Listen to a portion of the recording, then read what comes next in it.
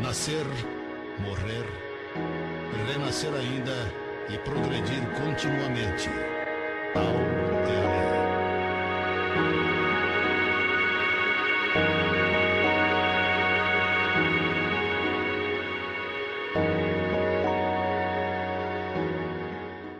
Bem, amigos ouvintes do programa radiofônico A Voz do Espiritismo e também os amigos do site avozdoespiritismo.com.br. Nós estamos contando com a participação, com a presença de Terezinha Oliveira. Terezinha Oliveira, muito querida em todo o Brasil, faz palestras em todo o Brasil, também para o exterior, nos Estados Unidos. E ela esteve aqui na nossa cidade, né, e na região, proferindo palestras e seminários. E nós temos a alegria, né, de contar com a participação dela no nosso programa hoje. Vamos ouvir primeiramente os cumprimentos da Terezinha Oliveira. Eu cumprimento a todos que estão nos assistindo, nos ouvindo. É uma alegria estar nesta região de Araçatuba e as cidades ao redor. Tenho muito agrado dos companheiros, gosto de estar com vocês e a cidade é linda, vocês estão de parabéns. Nós agradecemos, agradeço também a presença da Cristina, né? A Cristina que está também, inclusive, com a dona Terezinha, está nos assessorando aqui também tecnicamente. Muito obrigado, tá, Cristina? E eu perguntei para a dona Terezinha, que assunto a gente aborda? Nós já fizemos lá a gravação do seminário, né, que aconteceu no dia 14 de outubro. Mostraremos, nossos ouvintes também, né, para os nossos... Só do site, né? No rádio não vai dar tempo. O seminário realmente o seminário é mais extenso e para o rádio não dá tempo. Mas nessa participação aqui, sim, nós mostraremos no site e no rádio. Perguntei para a dona Terezinha o tema, tema muito importante. Quanto mais passa o tempo, mais importante fica a família, né? Então, família à luz do Espiritismo, é isso? Sim, foi esse o tema que abordei ontem e comecei contando um episódio de Jesus no Evangelho, quando ele começou o seu trabalho, o seu ministério, lá pela Galileia, atraiu inúmeros discípulos, porque ele realizou muitos fenômenos extraordinários. Quando ele retornou a Cafarnaum, a cidade dele, afluiu tanta gente, porque correram o renome do que ele fizera, do que ele falara, mas afluiu tanta gente que a casa ficou lotada, não podia entrar mais ninguém. Mas chegaram parentes de Jesus à porta. Chegaram sua mãe, seus irmãos e irmãs, querendo falar com ele. E Jesus, recebendo a notícia de boca em boca que foi chegando até ele no centro da casa, respondeu: quem é minha mãe? Quem são meus irmãos? E a gente estranha essa manifestação de Jesus, como se ele não desse importância à família. Ah, mas se a gente vai lá no Evangelho de Marcos, retrocede um pouquinho, a gente percebe que os irmãos de Jesus não estavam compreendendo a tarefa do Mestre. Eles não o conheciam ainda na sua realização.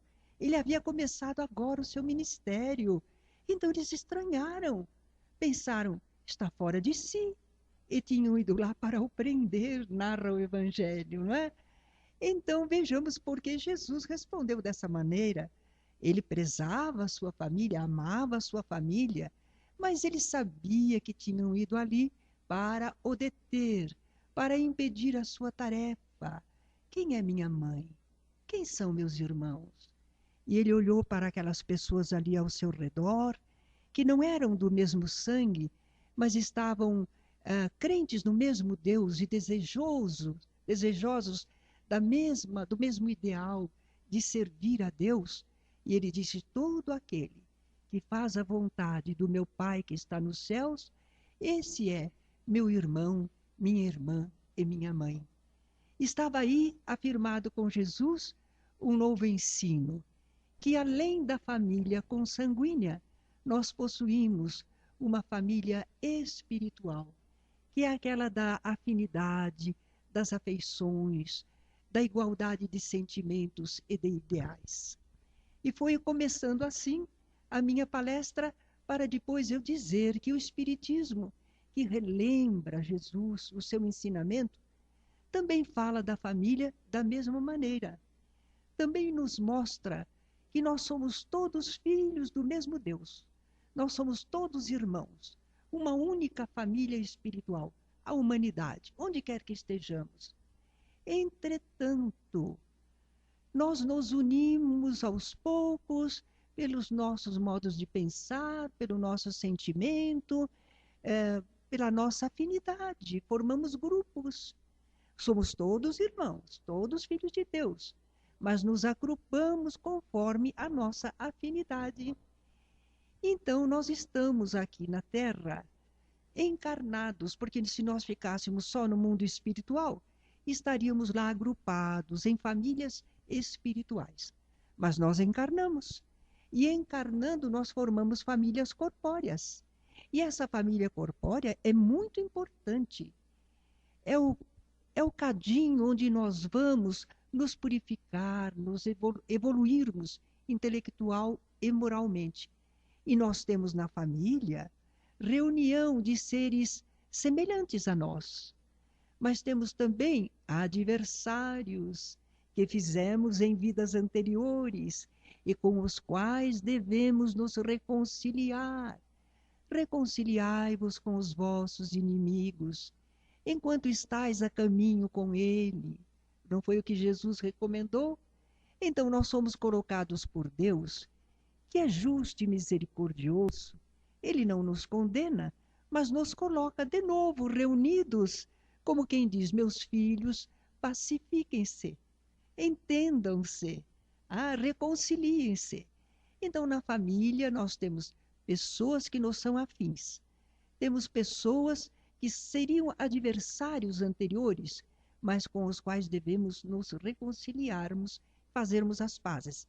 E temos ainda criaturas que são obras a realizarmos, coisas a aprendermos. Por isso a nossa família é um cadinho, por isso a nossa família é um conjunto heterogêneo, mas muito necessário, muito providencial, porque nos enseja ao maior número de experiências numa única encarnação que dizem respeito ao nosso progresso espiritual. Muito bem, e aí é que entra a bênção, a graça de Deus, né? Quanto ao esquecimento, né? Porque como viveriam em uma família, em uma casa, né? Pai, mãe, filhos, sabendo que um prejudicou muito o outro, e às vezes até com perversidade, né, dona Terezinha, em vidas anteriores, né? É verdade, o esquecimento do passado. E foi o que nos perguntaram, não é? Como acontece esse esquecimento do passado? Se nós somos o mesmo espírito, estamos de volta, por que esquecemos? Nós, espíritos, poderíamos lembrar, mas nós estamos encarnados e o corpo tem um novo cérebro. E esse cérebro não tem registros anteriores.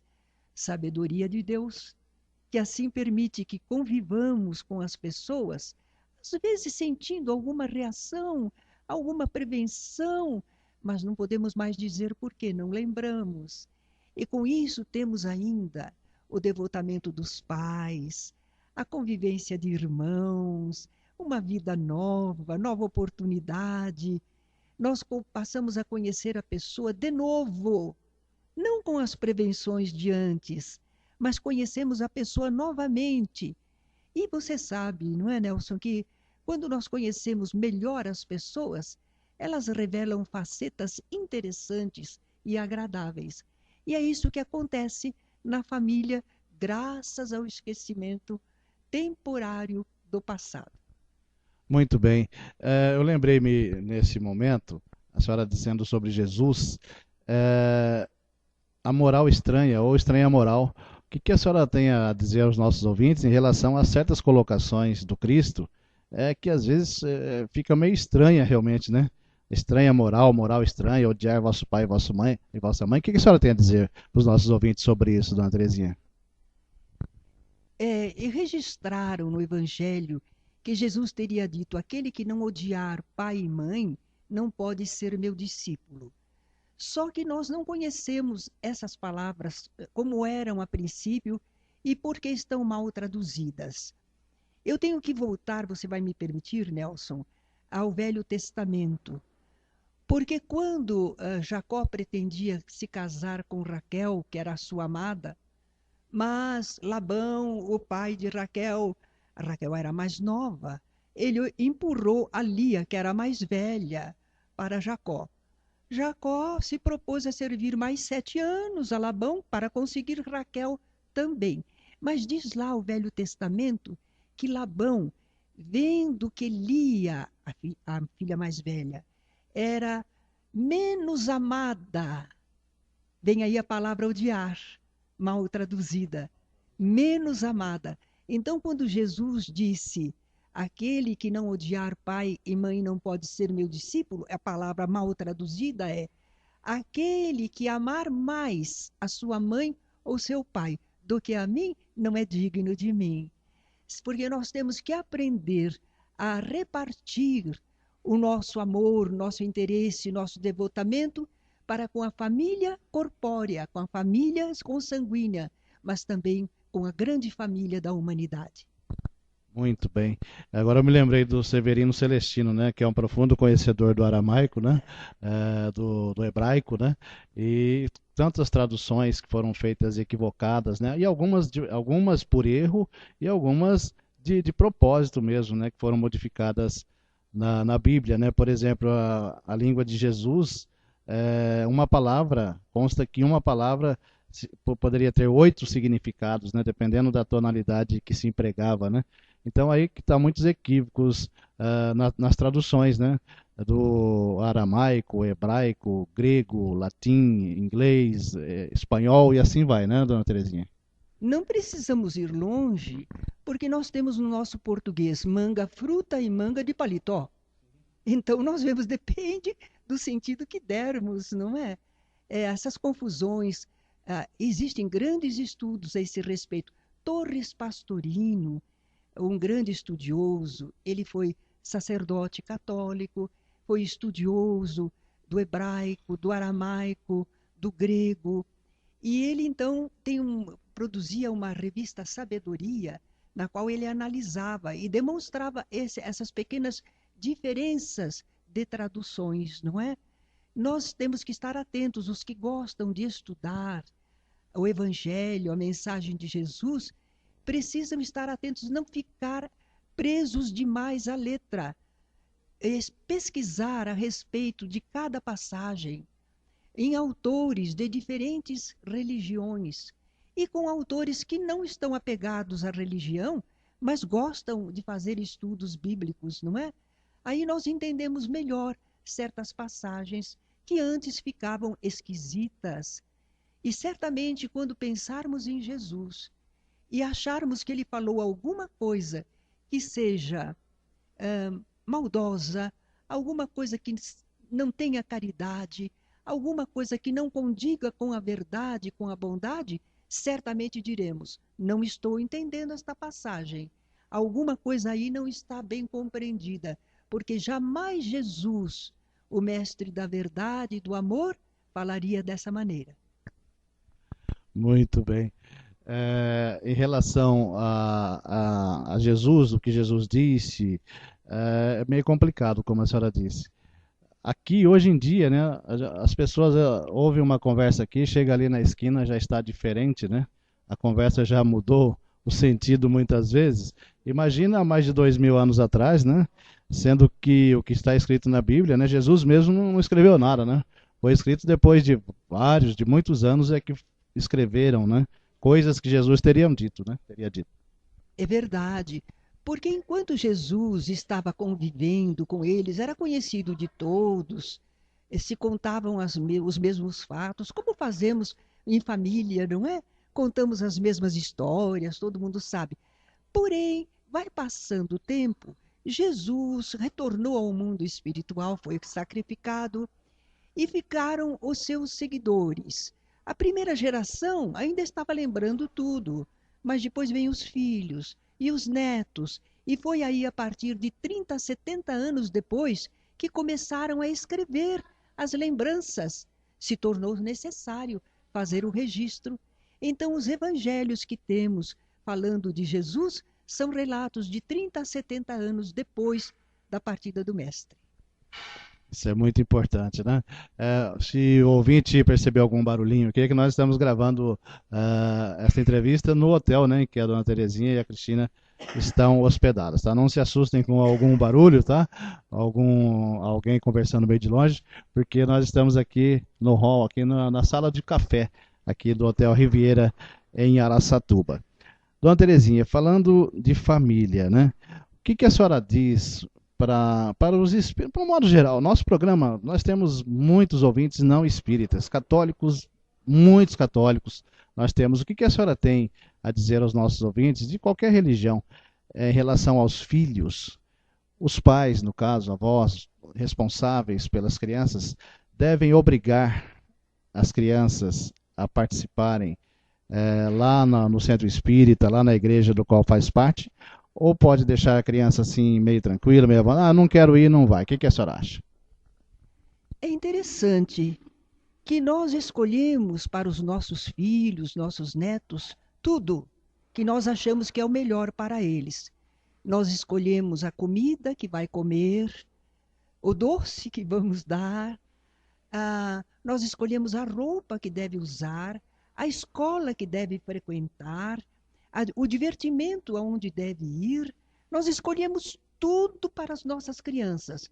E quando chega na hora da alimentação espiritual, quando chega a hora de escolhermos o que é importante para aquele ser imortal que é o espírito em cada criança, aí nós dizemos ele vai escolher.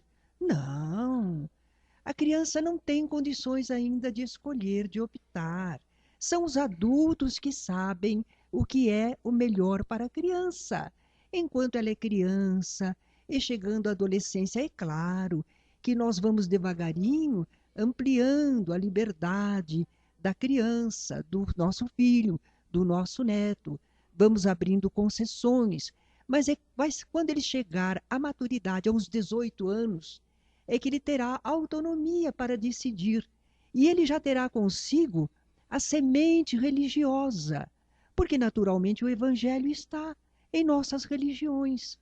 Recebeu pelo menos o conhecimento do Evangelho. Aí ele vai decidir que caminho ele toma, com responsabilidade dele, a partir de então. Mas antes, a responsabilidade era nossa por sua educação. Muito bem.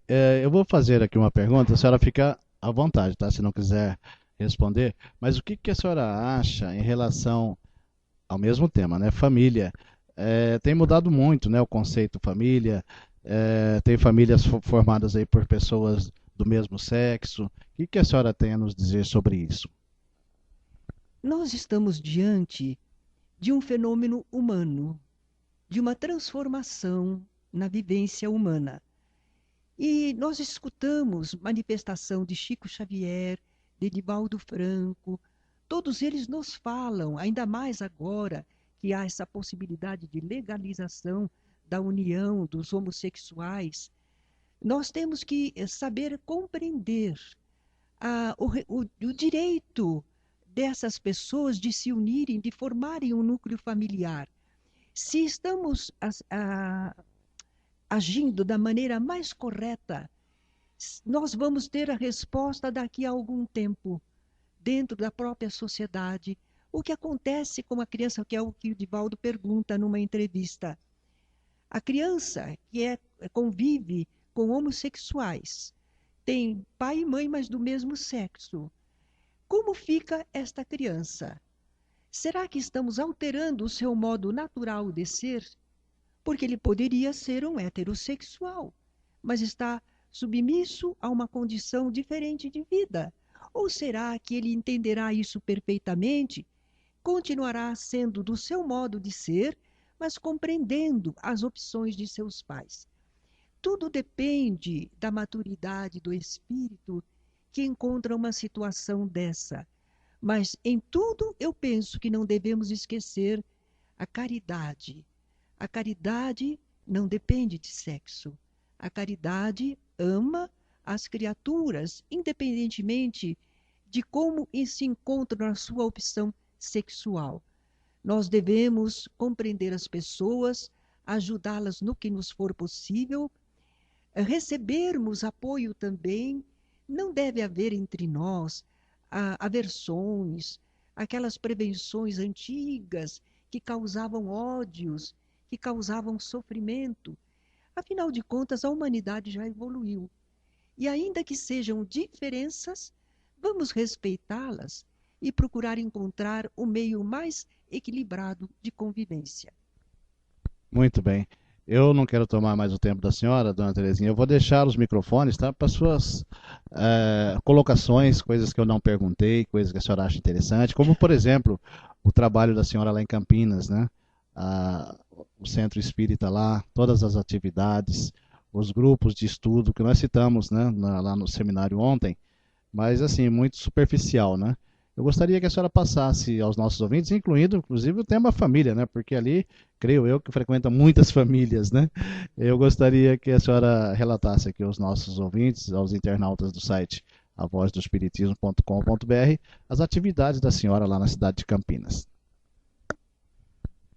Em Campinas, eu trabalho no Centro Espírita Allan Kardec e certamente apoio o movimento da USE, da União das Sociedades Espíritas, que visa a confraternização e o apoio dos centros e das casas espíritas para que haja maior fraternidade e maior divulgação das ideias espíritas. Eu trabalho no Centro Espírita Allan Kardec, é uma casa bem conhecida, tradicional, completou agora em setembro 74 anos de existência. É uma casa muito bem considerada pela população campineira, porque tem obras assistenciais. Nós possuímos 1, 2, 3 creches. É o nosso serviço assistencial maior, mas o nosso fundador, o seu Gustavo Marcondes, que já está no mundo espiritual, ele sempre começava pela educação, e a educação para os carentes. Eu, inclusive, estudei numa chamada Escola e Biblioteca dos Pobres, que ele havia fundado lá em Ribeirão Preto. E eu, menina, tive a oportunidade, de 11 a 14 anos, de aprender sobre escrituração comercial, sobre redação, aprendi datilografia, o que me ensejou a conseguir um emprego que rendesse um pouco melhor para mim, abriu um caminho para mim. Muitas crianças tiveram essa ajuda do seu Gustavo Marcondes, onde ele chegava, porque ele era funcionário do Banco do Brasil. Então ele era removido de uma cidade para outra. Onde ele chegava, a primeira preocupação dele, formar uma escola para os carentes, porque antigamente era muito difícil ao pobre poder estudar, mas muito difícil mesmo, muito mais que hoje. E quando ele chegou em Campinas, o seu Gustavo Marcondes, funcionário do Banco do Brasil, a primeira providência dele foi formar o Instituto Popular Humberto de Campos, que era exatamente esta função de escola de datilografia, de rudimentos de escrituração comercial e outras coisas mais. Mas ao lado, ele colocava também uma reunião espírita, uma reunião de estudos, uma reunião de divulgação, uma reunião de evangelização da infância, mocidade, enfim, começava também o núcleo espírita ao lado. Ele teve como companheiro o Servilho Marrone, outro grande iniciador da casa espírita. E foi assim que ele começou. Ele começou primeiramente pelo Instituto Popular Humberto de Campos. Depois é que ele fundou o Centro Espírita Allan Kardec, que hoje possui uma sede muito bem construída, ampla, um salão para 500 pessoas, várias salas de estudo, e que funciona todos os dias, todas as tardes e noites, com público sempre renovado, há grande interesse pelo espiritismo.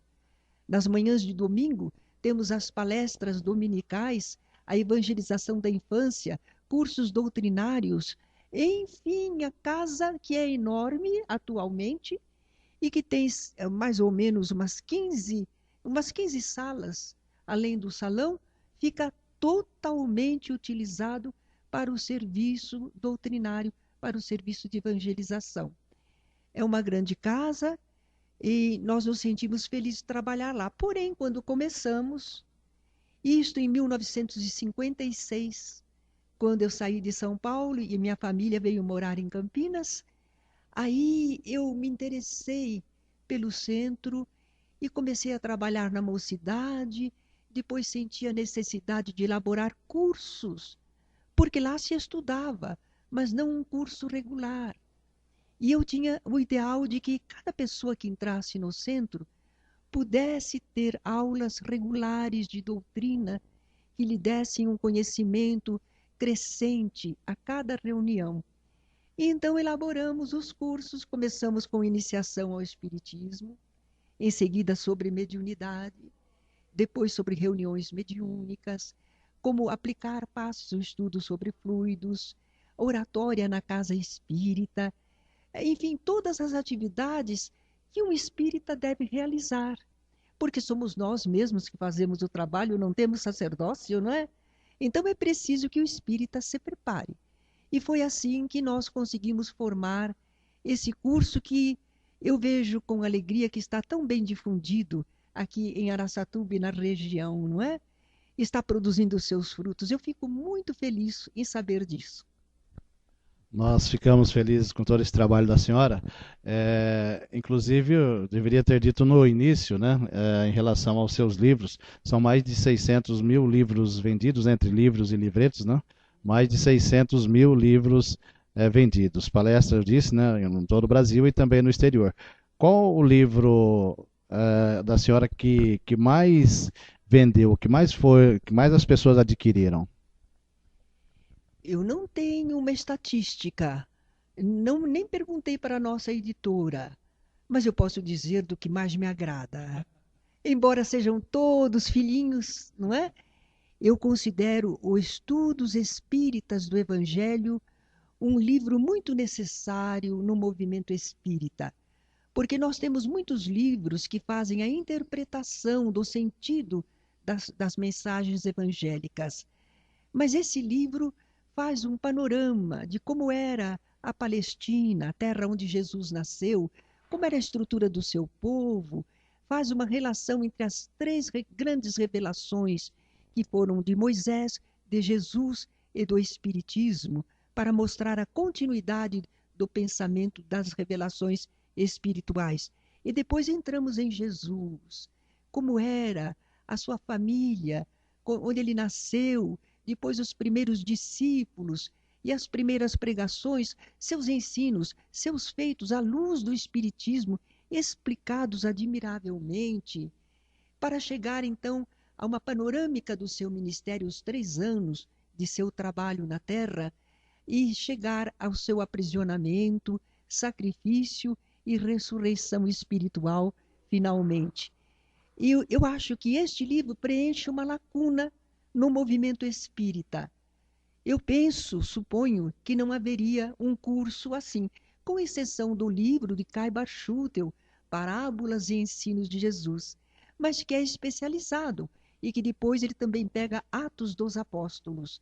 Mas esse correr da vida de Jesus, explicado de acordo com o livro, capítulo e versículo da Bíblia, e colocado na explicação à luz da doutrina espírita, eu acredito que realmente esse foi um livro pioneiro e que me agrada muito. Que beleza. Eu quero deixar os microfones para a senhora fazer suas considerações finais. Ainda temos um pouquinho de tempo, tá? As suas considerações finais e as despedidas dos nossos ouvintes. E depois de tudo, dona Terezinha, eu peço para a senhora fazer a prece de encerramento, tá? Depois que a senhora se despedir, depois que a senhora concluir o tema, eu peço para que a senhora faça a prece de encerramento do programa, que é a última coisa que vai lá na rádio. Aqui no site a gente dá uma editada, né? Junta tudo, e lá no rádio a gente separa, né? Deixa a prece, é a última coisa que sai lá no ar no sábado, tá? Então, eu deixo os microfones para a senhora fazer as considerações finais, coisas que eu não perguntei que a senhora gostaria de colocar, e também despedir dos nossos ouvintes. Eu gostaria de dizer que estou, assim, muito feliz de observar o grande crescimento da doutrina espírita no nosso país, pelo mundo afora.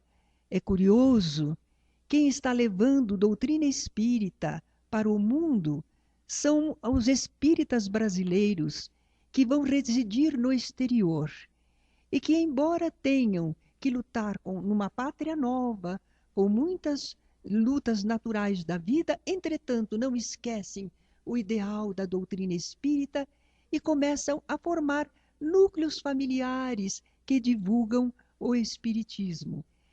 Parece assim como se fossem os apóstolos de antigamente. Onde eles vão, eles levam a mensagem. Está se espalhando pelo mundo todo. E aqui no nosso Brasil, eu fico contente de saber que diminuiu o preconceito em relação a nós espíritas, a doutrina que esposamos. Fico contente de observar que há uma maior aproximação entre todos aqueles que seguem o Evangelho. Os verdadeiros seguidores do Evangelho são como irmãos que se respeitam, que respeitam as suas diferenças de opinião, mas que se unem todos no amor ao próximo e a Deus. Eu estou muito contente de ver o progresso que está havendo no entendimento entre as religiões. Este nosso Brasil admirável é uma pátria em que podemos conviver, tendo o direito cada um ao exercício da sua religiosidade. Que seja assim sempre, que não percamos jamais esta convivência fraterna. E eu diria também que estamos, Cristina e eu, a Cristina que me acompanha, que me ajuda, estamos assim encantadas com a gentileza do povo de Araçatuba. Dos espíritas já esperávamos isso. Mas, por exemplo, hoje demos uma passada no shopping de Araçatuba e fomos tão bem acolhidos. Vocês dirão, mas é obrigação dos vendedores, das vendedoras tratarem bem os fregueses. Não é sempre assim, não é. A pessoa tem lá seus problemas, mas nós fomos tão bem atendidas em toda parte que nós também cumprimentamos os comerciários aqui de Araçatuba. Enfim, estamos levando desta estada nossa por aqui, na região, as melhores impressões. E nós queremos expressar a nossa gratidão, o nosso contentamento de termos passado por aqui. Queremos deixar, de nossa parte, alguma contribuição para esta população tão generosa. E se estamos no momento, então, da prece, temos ainda um tempinho. Olha, o que mais eu poderia dizer? Admiramos a estrutura das casas espíritas, o abrigo Ismael, o cuidado com as idosas que lá se encontram, com que carinho são tratadas, como pensaram em tudo, no conforto, no bem-estar delas, a casa ampla, toda bem organizada, o público vai ser realmente bem acolhido e terá o conforto para ouvir as preleções, receber assistência espiritual, não é? E nós vimos assim em Birigui também. A casa está muito linda. Havia um público muito numeroso ontem lá, porque vocês fizeram boa propaganda e eles também. Então tivemos um público muito receptivo. Eu espero que sim. Inclusive em Penápolis, eu devo abordar Jesus como aquele que é escolhido, que é indicado pelos Espíritos como guia e modelo para a humanidade. Essa foi a pergunta de O Livro dos Espíritos, a pergunta 625, não é? Kardec quis saber quem poderíamos colocar como guia e modelo para a humanidade. E eles responderam simplesmente, os instrutores espirituais: vede Jesus. Muito bem. A dona Terezinha Oliveira está relatando porque ela fez um ciclo de palestras e seminário em Araçatuba. Domingo, dia 14, ela fez um seminário em Araçatuba, né? E domingo à noite em Birigui, né? E nós estamos gravando numa tarde de segunda-feira. Ela ainda fará uma palestra na cidade de Penápolis, São Paulo. Aqui é aproximadamente 60 quilômetros de Araçatuba. Eu quero agradecer, tá, Cristina, por tudo, tá? Muito obrigado, tá? Inclusive está nos auxiliando aqui tecnicamente, aqui está sendo a nossa cameraman, Câmera Woman, no caso, né? Câmera Woman. Câmera Woman, né? Eu quero agradecer, tá bom? E eu deixo os microfones, então, do programa radiofônico A Voz do Espiritismo e também do site avozdoespiritismo.com.br para que a dona Terezinha Oliveira faça a prece de encerramento. Para os ouvintes da rádio, daqui a pouquinho, tá? E para os internautas do site, nós vamos ouvir agora a prece de encerramento desta participação de Terezinha Oliveira. E já ficamos agradecidos, tá? A prece deve ser a elevação do pensamento ao alto, com a maior simplicidade e com toda a sinceridade. Assim convido aos nossos ouvintes, aos que nos assistem, vamos orar. Orar é falar com nosso Pai, nosso Criador, Deus. Como Jesus dizia, Pai Nosso, da mesma maneira dizemos, ó Senhor da vida, Criador nosso, louvado sejas. Temos tanto a agradecer, Senhor. Recebemos de Ti a vida, a possibilidade de entender, de pensar, de sentir e de agir. E nos colocaste, Senhor, entre seres semelhantes a nós.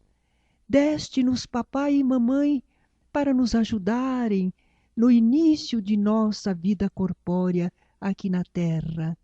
Ó Senhor, pensaste em tudo. Pensaste no alimento que precisaríamos. Pensaste no ar para respirarmos. Pensaste em tudo, Senhor, que tanto física quanto espiritualmente nos seria necessário para viver e, vivendo, progredirmos, evoluirmos, devagarinho, crescendo no pensamento, no entendimento, na ação, até um dia, Senhor, chegarmos a sentir-te melhor, a te compreender melhor, ó Pai. Estamos nessa caminhada, que é isso a religião, Senhor, é uma caminhada na tua direção, e Jesus é o caminho da verdade e da vida, pelo qual chegaremos a ti. Pai bondoso, permite, agora que entendemos a tua grande lei de amor ao próximo, permite que pensemos nas pessoas que estão sozinhas, que se sentem sozinhas, mas em verdade estão sempre amparadas pelos teus mensageiros bondosos. Pai, permite que essas pessoas que se sentem sozinhas sintam um pouquinho desse amparo espiritual. Nós também te rogamos, Senhor, por quem está enfermo, para que essa pessoa entenda que a enfermidade é uma grande mestra, que há uma finalidade na doença que nos atinge, que devemos entender, que não precisamos ficar rebelados, que temos o direito de procurar a cura, a recuperação, mas que devemos ter aceitação para com a tua santa vontade, se tivermos de retornarmos à vida espiritual. Que haja, Senhor, para os enfermos, a tua bênção de saúde, a tua bênção de paz.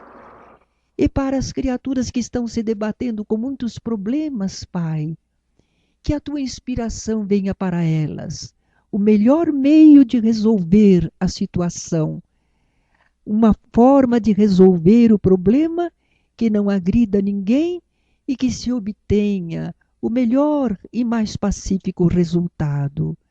Pai bondoso, que a tua misericórdia permita aos teus mensageiros espalharem sobre toda a terra a paz, o bem e o amor. E te agradecemos, Senhor, pela vida que nos deste e pelo teu amor. Louvado sejas, Pai, e Jesus, o nosso Mestre, e esses mensageiros espirituais que são instrumentos da tua vontade. Graças, Senhor.